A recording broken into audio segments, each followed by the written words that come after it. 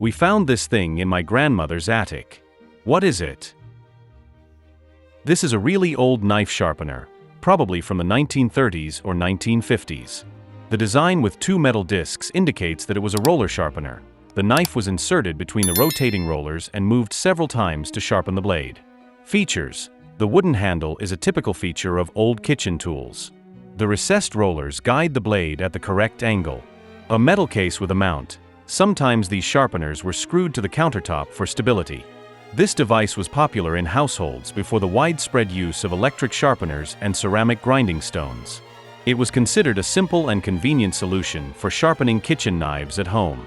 If it were a pasta cutter or a channeler, the discs would be smooth or shaped, and if it were a knife opener, there would be a lever or a blade. Found in the Little Conestoga Creek, Lancaster County. This is part of an object. What could it be?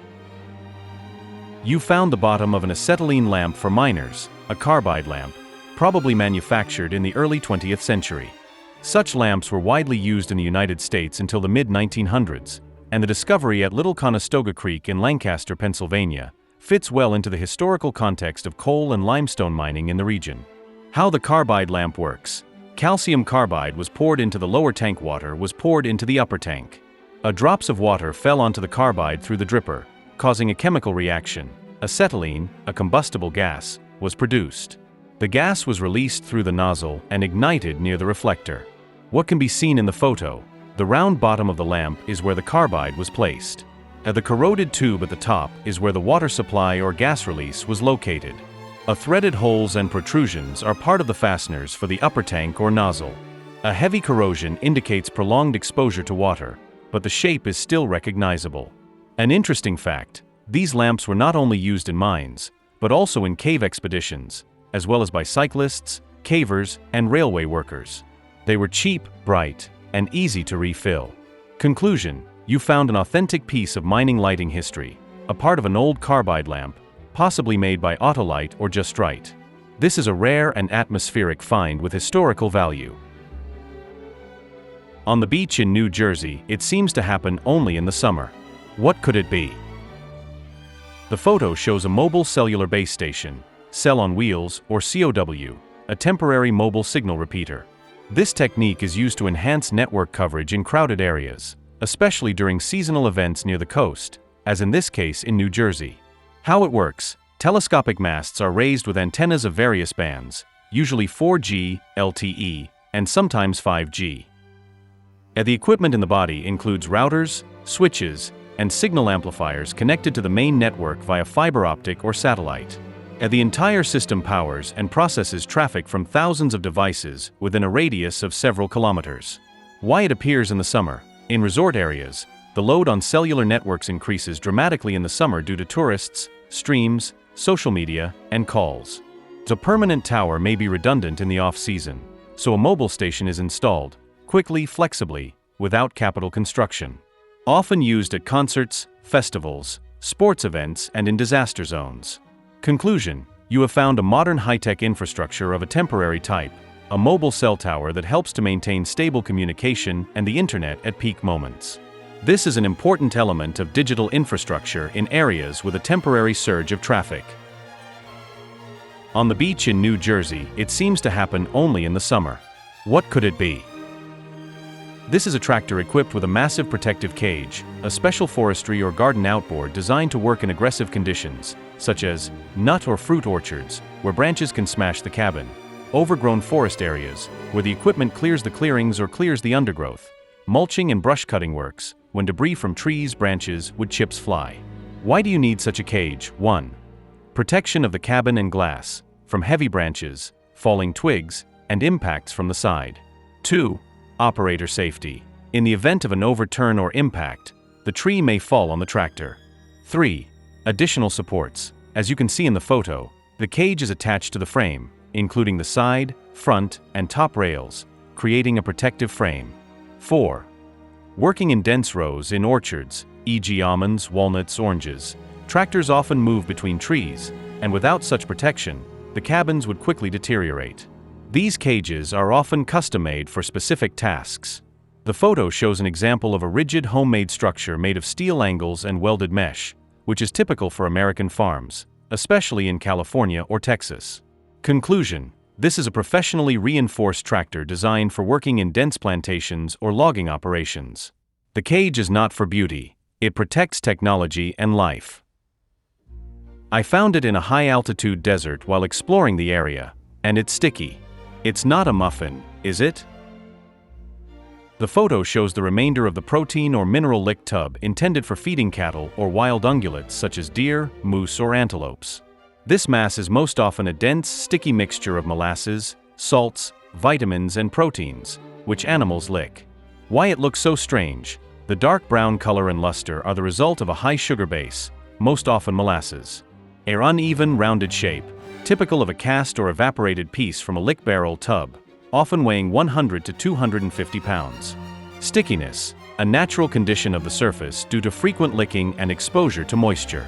Why is this necessary? It provides essential trace elements in poor pasture conditions, especially in deserts, steppes, winter, or arid regions. It used to keep wildlife close to specific areas, such as for hunting, observation, or ecosystem support. It can be dropped by farmers, gamekeepers, or hunters by hand or on a trailer. Conclusion: you have found not a stone or a meteorite, but the remains of a protein mineral lick mass used to feed wildlife or livestock in an arid area. This is an important element of feeding in nutrient-deficient ecosystems. Found left in my garage. It has a screw and a pin. What does it look like? This is a tool for separating a bicycle chain, also known as a chain puller or chain splitter. It is designed to push the connecting pins out of the chain links, allowing the chain to be separated for repairs, replacements, or cleaning. Here's how it works. The chain is placed in the groove on the top of the tool, where it is secured between the side guides. The handle-equipped screw on the right is rotated, pushing the metal rod pin towards the chain axle. The pin connecting the chain link is gradually squeezed out, and the chain opens. Additional attachments are built into the handle. A hex key and a chain pin extractor can be used for fine-tuning and assembly. Such a tool is an indispensable item in a cyclist's arsenal, especially if you often have to maintain a chain or change links in the field. What are these used for? Found this pair of Montblanc locks, and wonder that they're functional, but obviously not very robust. At least it doesn't feel like it. Thoughts? The photo shows a pair of decorative Montblanc locks in the shape of a six-pointed star, the brand's signature symbol. These locks are not intended for protecting luggage or storing valuables. Their primary function is symbolic. They are known as love locks. They are often hung on bridges, fences, or railings as a symbol of eternal love. According to tradition, the couple locks the lock and throws the key into a river or an inaccessible location, symbolically locking their feelings forever. Such rituals are popular in romantic places around the world. On the Pont des Arts in Paris, on the Milvio Bridge in Rome, by the Vltava River in Prague, and even in Russian cities. Montblanc, as a luxury brand, has released these locks as a design accessory rather than a utilitarian item. They can also be used as keychains or decorative elements on a bag. Despite their functional lock mechanism, they are more about emotions than security. Found this in our yard. Husband was digging dandelions with the root and came across a metal cover with bolts. Under it was a pit about 8 feet deep. Down led a ladder, about 12 feet long. Husband is too tall, I did not climb, but a neighbor was happy to go down and take a photo. At the bottom, a well-built room, about 6 by 8 feet, with a hole in the wall, and it seems another room further. We live in central New York, and the house was built in 1960. There's no mention of it in the documents. What could it be? A bomb shelter, an old cellar, or something more mysterious? At first glance, it may seem like you've stumbled upon an underground bunker or even something sinister, but based on the description, it appears to be an ancient underground cellar, most likely a wine or vegetable cellar. These structures were often built before the widespread availability of air conditioning and refrigerators. They were used for storing food, wine, canned goods, and root vegetables, taking advantage of the natural coolness and stable humidity found underground. The size of the room, approximately 6 by 8 feet, the massive lid with bolts, and the good condition of the walls all suggest that this is not just a pit, but a well-built storage facility, possibly constructed before the 1960s and simply forgotten during the landscaping of the property. The hole in the wall leading to another room, may indicate an expansion of the cellar or an additional storage area. Sometimes, these passageways led to other outbuildings or even were part of hidden routes. Although the Underground Railroad is unlikely for a house built in the 1960s, such legends often surround these discoveries. In any case, this is a historical and fascinating find. You can consider restoring it as a wine cellar or using it for decorative purposes. If you want to learn more, you can hire a historian or local historian to explore the structure on site. My crow gave me this. It feels kind of cursed. Is it an expensive thing, or should I throw it away? This is a small figurine resembling an ancient Egyptian shabti, a statuette that was placed in tombs to work for the deceased in the afterlife. These figures were often depicted in a similar pose, with crossed arms, a long robe or shroud, and a stylized face. Possible interpretations. 1. A shabti is a figurine used as a servant in ancient Egypt. They were made from faience, stone, or clay. It was believed that they came to life in the afterlife and did the hard work for the deceased. 2. A souvenir or replica is probably a modern copy inspired by ancient statuettes, especially if the material is plaster or lightweight ceramic. 3.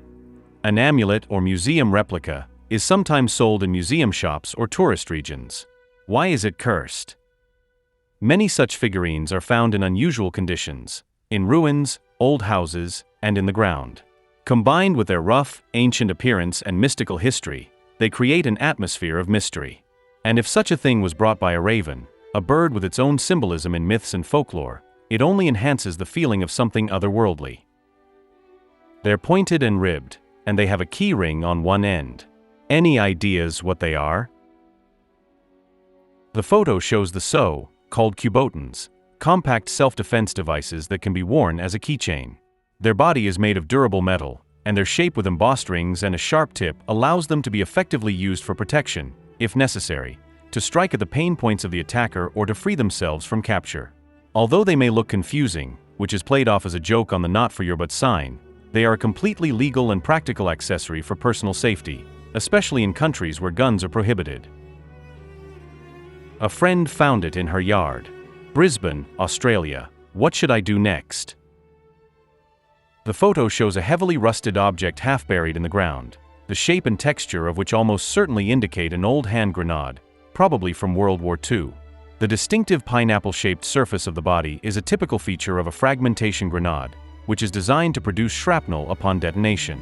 Such finds are not uncommon in countries where active combat operations or training exercises have taken place, including Australia. While some of these grenades may be training grenades, without explosives, it is impossible to distinguish them from combat grenades without expert analysis. If you find something like this, do not touch or move the object. Immediately call local emergency services or the police. Set up a barrier and warn others. Even after decades, these munitions can still be deadly. What are those wavy, brain-shaped shapes in the water? The photo shows reef tiles printed on a 3D printer. These unusual brain-shaped structures were developed by scientists and environmentalists to restore coral reefs and protect coastlines. Their complex winding shape is not accidental. It increases the surface area, creating ideal conditions for the growth of coral, algae, and other marine organisms. These tiles are often made from eco-friendly, biodegradable, or limestone materials that mimic the composition of real coral. They are placed in coastal areas where coral reefs have been destroyed by storms, climate change, or human activities. Over time, the tiles become overgrown with living organisms and become a fully integrated part of the marine ecosystem. This approach is a prime example of how modern technology can help restore nature. I found this in my grandparents' kitchen. What is it? The only thing I can think of is an ancient tool for torturing men. The photos show a kitchen soft-boiled egg cutter, also known as an egg topper. This tool is used to carefully remove the top of the shell from a soft-boiled egg, making it easy to eat with a spoon directly from the shell. It works by placing the serrated ring over the egg, then using the handles to apply a slight pressure, which allows the sharp serrations to cut a smooth circle around the top of the shell. This allows the egg top to be easily removed without crumbling or getting into the food. This is especially useful when serving breakfasts, in an egg holder, as in the classic English or French style. This device was especially popular in the 20th century and is often found in old kitchens. It is not only convenient, but also helps to preserve the aesthetic appearance of the dish, which is still relevant today. I came home and there was this device on my front door that was blocking the key lock. What is it and what should I do? Is it safe to open it? Who installed it? The photo shows an entrance door with a suspicious object attached to it, blocking access to the keyhole. This device is a criminal tool known as a lock jammer or lock blocker, which is used by attackers to break into doors with cylinder locks. It firmly locks onto the lock, preventing the owner from inserting or turning the key. It resembles a crumpled piece of plastic or duct tape, but it may contain metal components or even a drilling mechanism. Such a gadget is a sign of an attempted burglary, especially if you didn't install it yourself. Its purpose is either to break the lock cylinder or to block access for the legitimate owner in order to prepare the entrance for subsequent breaking and entering. What to do? 1. Do not open the door yourself immediately. 2. Do not touch the device without gloves. There may be fingerprints or DNA. 3. Call the police or security. This should be officially recorded. 4. Check the surveillance cameras, if any, and inform your neighbors. 5.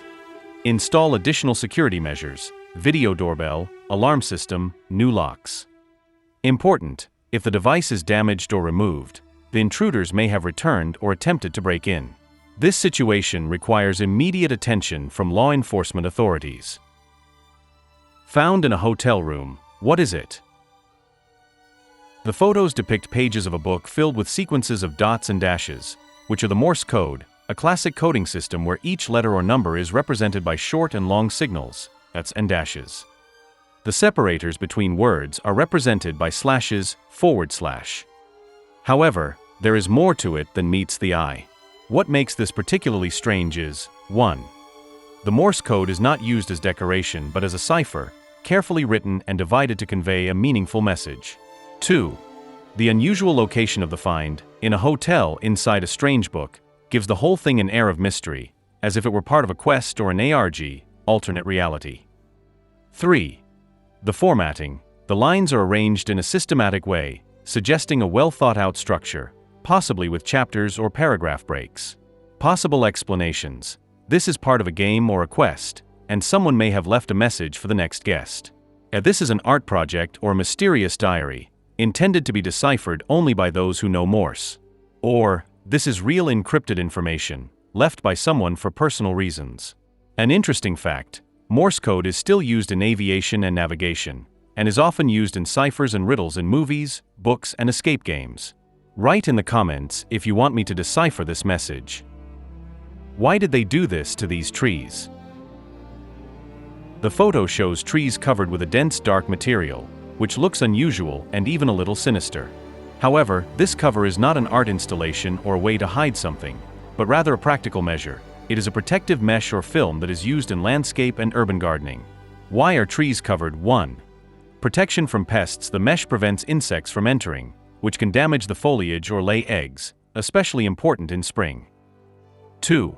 Preventing premature flowering in unstable weather conditions, especially in early spring.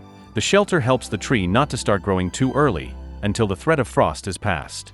3. Protection from the sun or chemicals in parking areas and shopping malls. Trees sometimes suffer from sunburn or chemicals, for example, from salts in winter or reagents. The film serves as a temporary screen. 4. Formation of the crown. In some cases, trees are artificially shaped, and a shelter helps to contain the growth of foliage in the desired shape. An interesting fact: in some regions of the United States and Canada, especially near supermarkets, trees are covered before spring treatment with pesticides, so as not to damage the plants or pollute them with pollen. Also, such nets are used when transporting large trees. They are stretched in advance. Thank you for watching. Write in the comments which items are unclear to you, and I will be happy to explain them. Please like and subscribe to the channel.